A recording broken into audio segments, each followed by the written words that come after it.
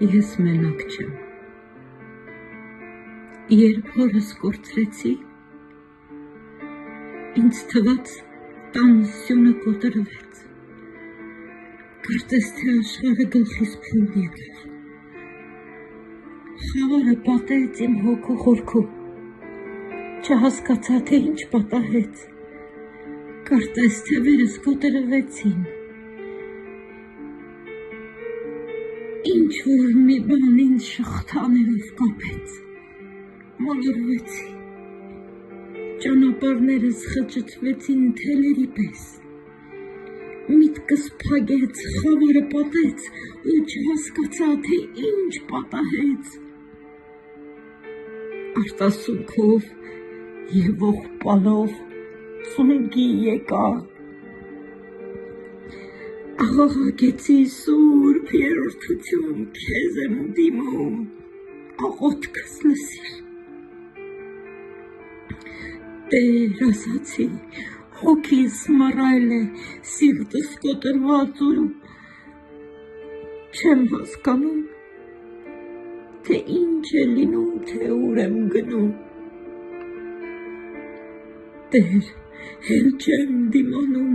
ցավը պատել է իմ հոգու ներսում, ախ իմ Տեր, մի ուշացի, մահը գազազած Արիուսի պես վրաս է գալիս։ Եվ հանկարծ մի լույս վերևից ծագեց, կարծես սրտումս արևը բացվեց,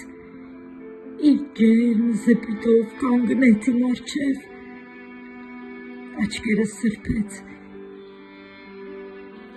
և մեղմ ձայնով ինձ պատասխանեց. Չէ որ նրան ես էի քեզ համար ընտրել, դու մենակ չես, նայիր սրտիդ ու կհասկանաս։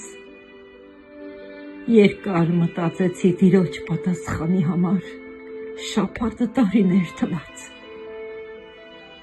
Եվ Սուրբ Հոգու միջոցով հասկացա, Հիսուս իմ Տեր, իմ սիրելի, իմ միակ պաշտելի, որ իմ տան սյունը միշտ դու ես եղել, որ իմ թևերը բարձրացնողը միշտ դու ես եղել, ինձ կապանքներից, շղթաներից ազատողը դու ես եղել։ Հասկացա, որ ես մենակ չեմ։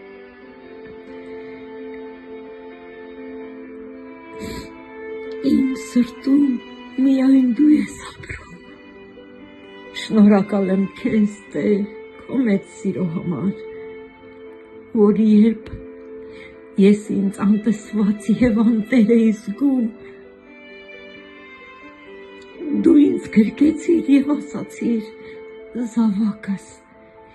միշտ քեզ հետ եմ, սիրտդ իմ դեմ բացի, նայի քո սրտի խորքը և կհասկանաս, որ դու երբեք մենակ չես։ Ամեն, այո, մեր կյանքի ամենադժվար, ամենացավալի ժամանակ Հիսուսը մեզ գրկած ատանում, մենք երբեք մենակ չենք։